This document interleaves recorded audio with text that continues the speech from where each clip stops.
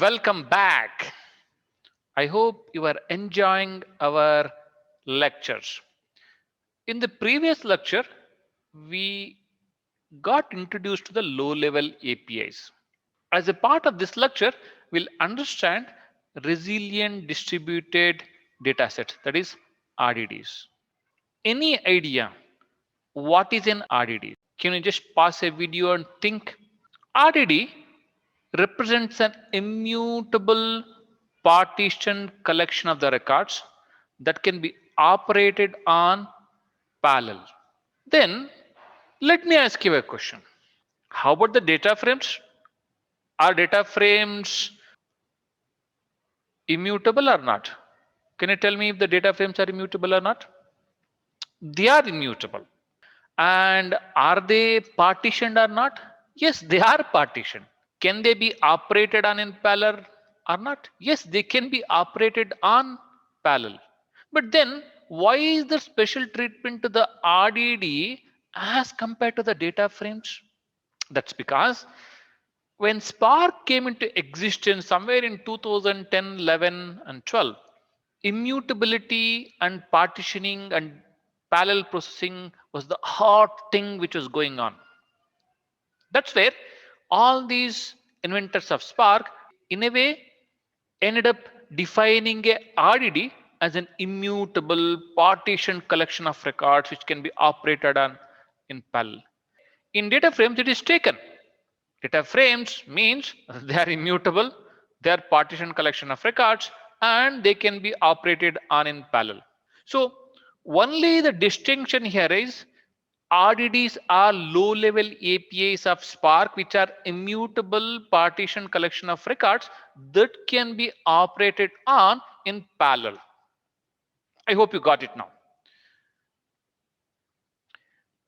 Some of the features of the RDD are, one of the important feature is RDD's records are Java, Scala, Python objects of whatever the programmer working on with the Spark.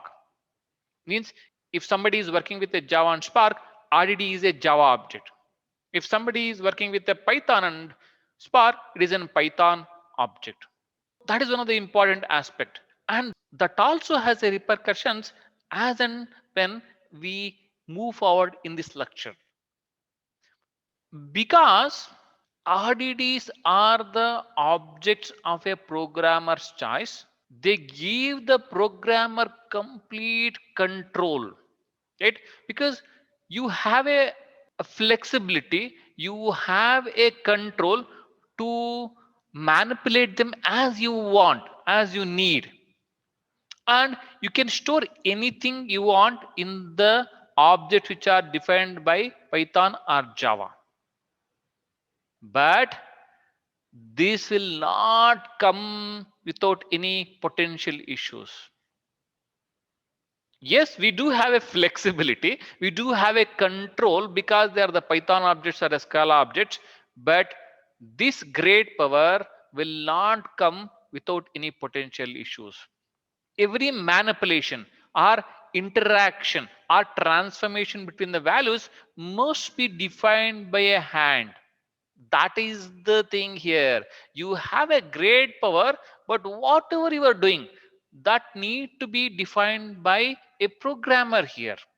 In a way, you are reinventing the wheel for whatever you are trying to carry out as a part of the transformations, actions, when you do that by storing the data in RDD.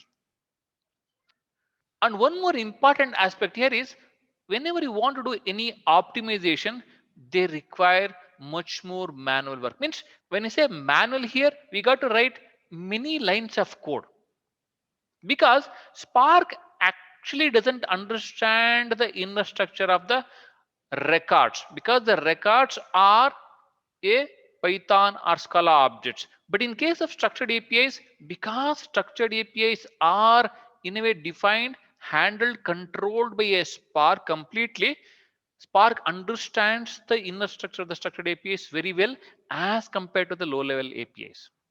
Let us take some examples here.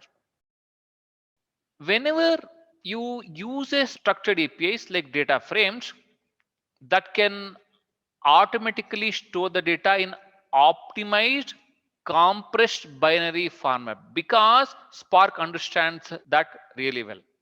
If you want to implement the same kind of a optimization, compression to achieve the same space efficiency and performance, we need to implement this type format inside the RDD. That means in turn, you have to drill down to the Scala or Python objects. That is one of the potential issue. Or this great power comes with a bit of a hassles. And also, if you want to do filtering or aggregations, which can occur automatically with a one or two simple functions in structured APIs, you have to write multiple lines of code for achieving the same kind of a filtering or aggregations here. That means in Spark, structured APIs have many more inbuilt functions to be operated so that your manipulations happen very easily.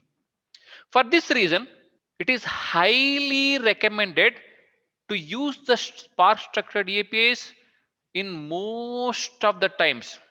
Whenever you are not able to use the Spark structured APIs, then only you get into the RDDs.